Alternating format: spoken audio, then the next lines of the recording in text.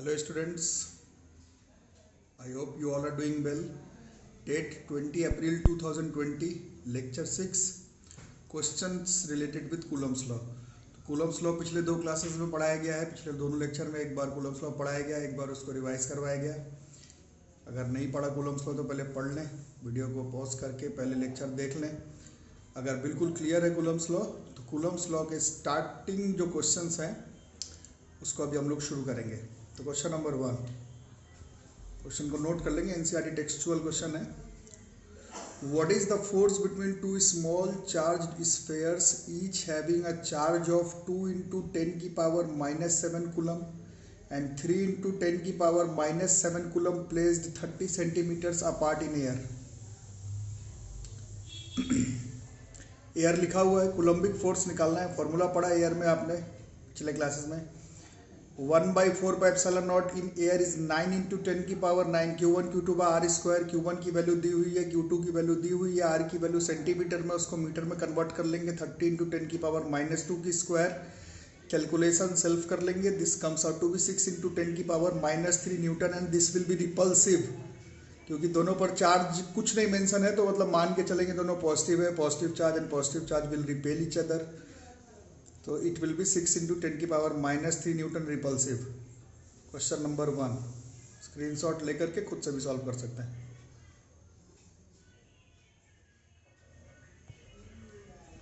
Question number 2, the electrostatic force of repulsion between two equally positively charged ions is 3.7 × 10 की power -9 Newton when they are separated by a distance of 5 angstrom in air. How many electrons are missing from each ion? तो एक electrostatic force of repulsion दिया हुआ है, वो दो equally positively charged ions. आप लोग को याद होगा एटम इलेक्ट्रिकली न्यूट्रल होता है. क्वेश्चन में आयन लिखा हुआ है, इसका मतलब है कि एटम्स ने कुछ इलेक्ट्रॉन्स लूज की होंगी तभी जाकर के वो आयन बन गया. आयन बनने के बाद 3.7 × 10 की पावर -9 न्यूटन की फोर्स लग रही है. आपसे पूछा गया कितना इलेक्ट्रॉन लूज किया आयन बनने के लिए. तो फोर्स इन एयर 1/4πε0 इज 9 × 10 की power 9. Q quantization of charge, Q = NE और दूसरा वाला भी Q = NE. By distance is given 5 angstrom is 5 × 10 की पावर -10 की square. If you will calculate it, calculation खुद से आप कर लेंगे. N² comes out to be 4. N = 2 electrons. और 2 इलेक्ट्रॉन्स आर मिसिंग. तो इलेक्ट्रॉन मिस करने के वजह से वो एटम आयन बन गया और दोनों के बीच में 3.7 × 10 की पावर -9 न्यूटन की रिपल्सिव फोर्स डेवलप हो गई. N = 2 electrons. Q = NE place किया गया. 1/4πε0 Q1 Q2. Q1 की जगह पर NE, Q2 की जगह पर भी NE. Equally positively charge ions दिया हुआ है. नंबर ऑफ इलेक्ट्रॉन पूछा हुआ है. स्क्रीनशॉट लेकर के क्वेश्चन को नोट कर लेंगे.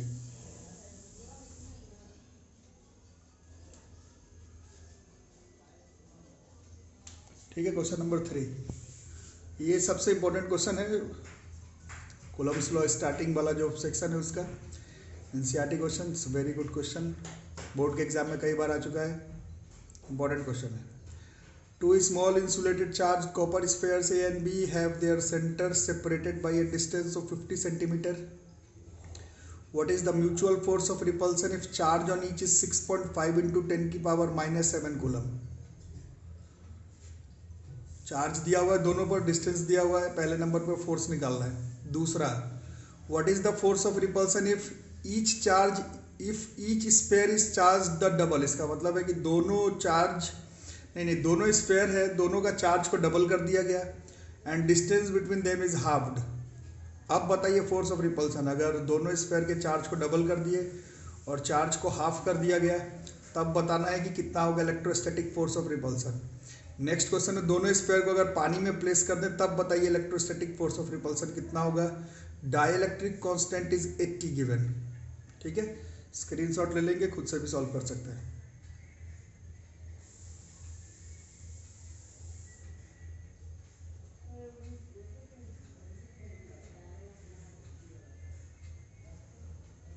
दो लोग मेरे साथ सॉल्व कर रहे हैं. पहला,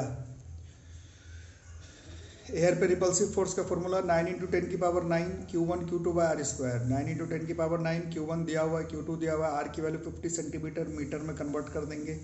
15 to 10 की पावर -2 की square, this repulsive force comes out to be 1.5 into 10 की power -2 newton, and because question में इट इज मेंशन है कि the force of repulsion, so it will be repulsive force. Second section क्या करना है, 1/4πε0। Charge जो पहले Q1 था अब ट्वाइस ऑफ Q1 है, क्योंकि क्वेश्चन में बोला हुआ है चार्ज को डबल करना है। सेकेंड चार्ज जो Q2 था वो ट्वाइस ऑफ Q2, क्योंकि क्वेश्चन में लिखा हुआ चार्ज को डबल करना है। डिस्टेंस जो R था वो R/2 हो गया, क्योंकि क्वेश्चन में लिखा हुआ है कि जो डिस्टेंस है उसको हाफ करना है। अब we will calculate it, 1/4πε0, 2 into 2 4, और वो जो R/2 का स्क्वायर का भी 4 ऊपर आ गया, तो 4 into 4 16, और रेस्ट इज Q1 Q2 का R स्क्वायर। अगर आप ध्यान से देखते हैं तो 4 into 4 16, और बाकी जो बचा वो पहले कैलकुलेट कर चुके हैं, 1/4πε0 Q1 Q2 R स्क्वायर। बाकी पिछले क्वेश्चन में जो कैलकुलेशन किया हुआ वही है, 1/4πε0 Q1 Q2 R square. Question के हिसाब से 2Q1 2Q2 और R/2 भी ऊपर चला गया का स्क्वायर, जैसे 16 इंटू एक्चुअल वाला फोर्स। कैलकुलेशन खुद से कर लेंगे, this comes out to be 0.24 newton repulsive.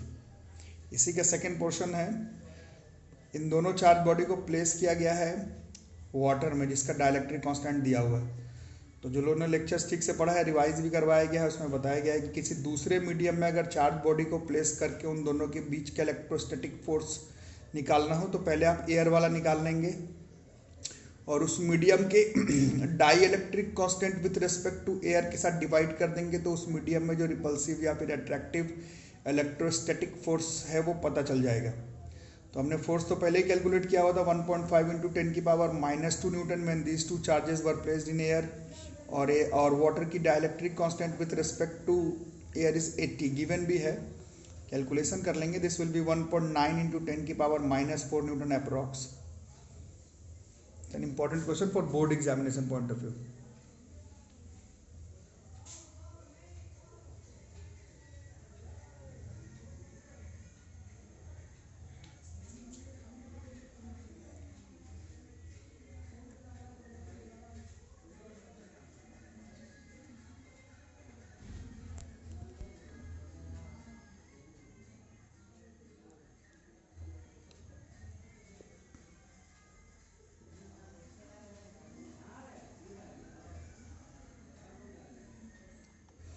Question आगे कंटिन्यू हो रहा है।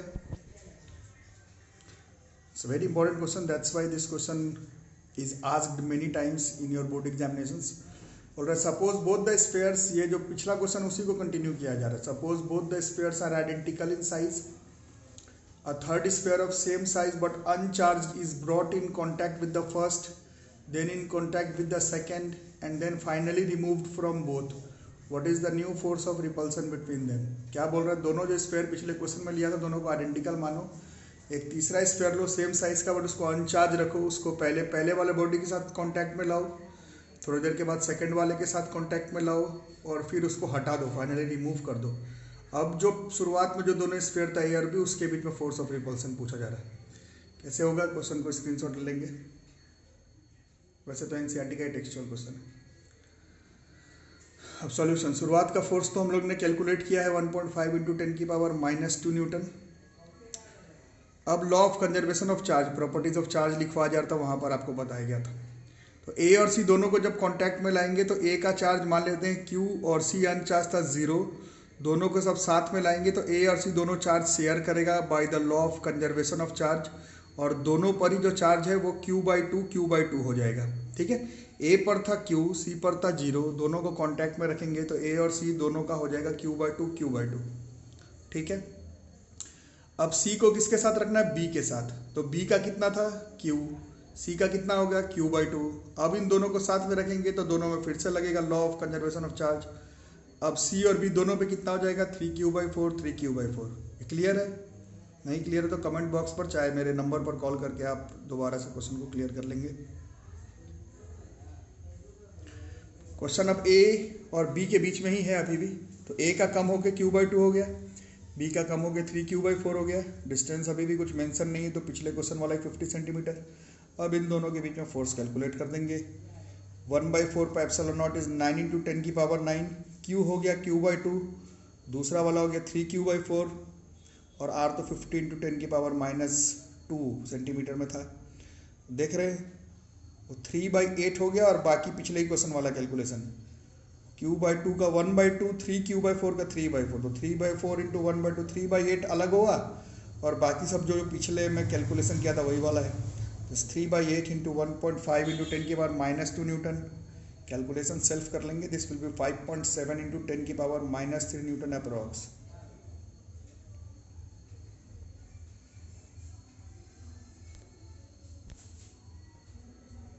क्वेश्चन को नोट कर लेंगे अच्छे से।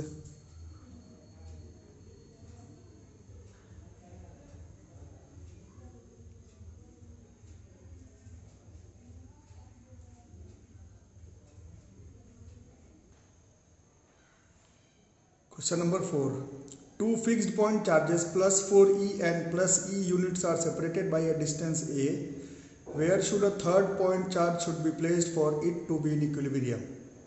Two fixed point charges plus 4e and plus e units are separated by a distance a. Where should the third point charge should be placed for it to be in equilibrium?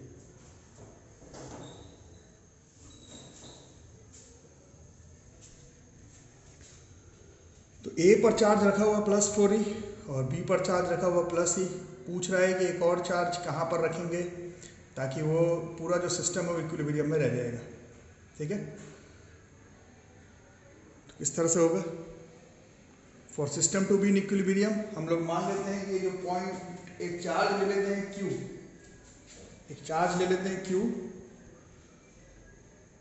और उसको place कर देते हैं हम लोग A और B के बीच में। ठीक है, अब सिस्टम इक्विलिब्रियम में कैसे होगा? Q पर कौन कौन फोर्स लगेगा? वो +4e, positive positive repel, +4e plus Q को रिपेल करेगा F1, दिख रहा है? उस तरह से +e प्लस Q को रिपेल करेगा F2।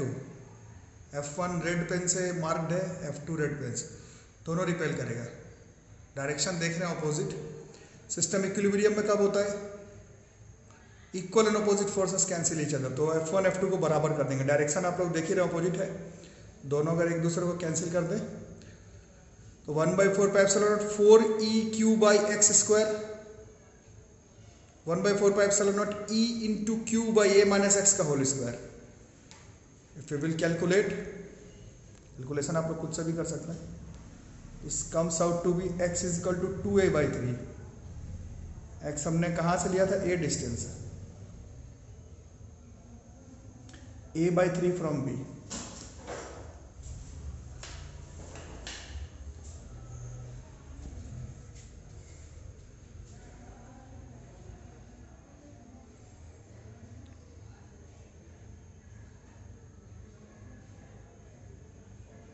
One by 4 pi epsilon naught 4e/x²। Distance से p को कहाँ प्लेस किया गया है? a b के बीच में कहीं पर x पर। टोटल डिस्टेंस a था, a में से x गया, कितना बचा? a-x। एक डिस्टेंस x, एक a-x। 1/4 pi epsilon naught 4e/x², 1/4 pi epsilon naught e/a-x का होल स्क्वायर, 4/x², 1/a-x का whole square, square rooting both side, 2/x 1/a-x, 2a-2x बराबर x। So x comes out to be 2a/3 from a और a/3 from b। Clear? Question को note कर लेंगे।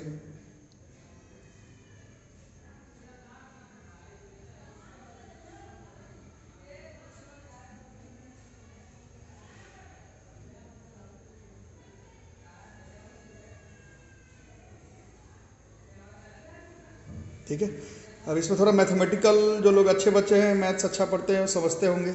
ये जहाँ पर स्क्वायर रूटिंग किया हुआ है, यहाँ पर स्क्वायर रूटिंग अगर हम लोग करते हैं, जैसे 9 का स्क्वायर रूट करते हैं तो +3 भी आ सकता है, -3 भी आ सकता है।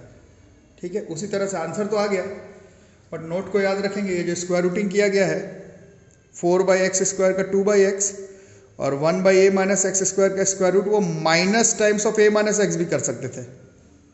इसको अगर सॉल्व करेंगे तो x की वैल्यू 2 आ जाएगी। इसको भी आप ध्यान रखेंगे, पूछा हुआ बोर्ड के एग्जामिनेशन में, मेंस नीट सब एग्जाम में पूछा गया है। समझ में आ रहा है बच्चों? स्क्वायर रूटिंग करेंगे, पॉजिटिव वाले से तो आंसर आ ही गया, बट अगर निगेटिव वाला वैल्यू लिया जाए स्क्वायर रूट का तो एक x बराबर 2 आ रहा है।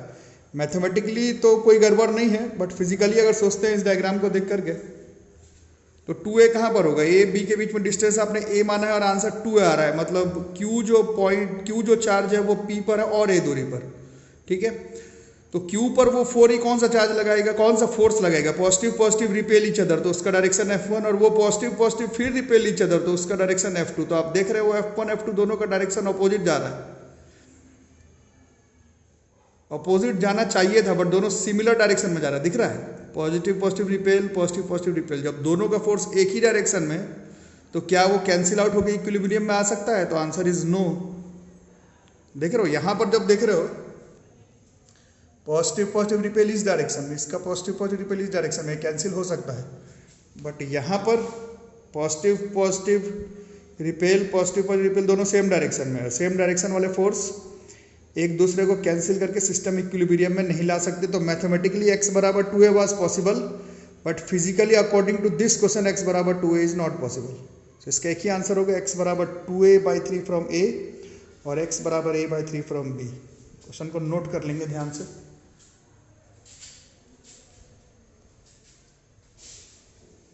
स्क्रीनशॉट ले लेंगे।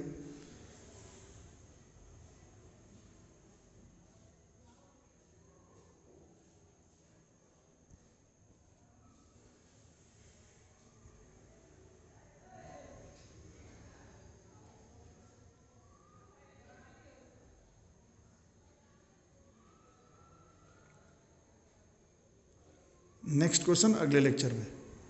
Thank you.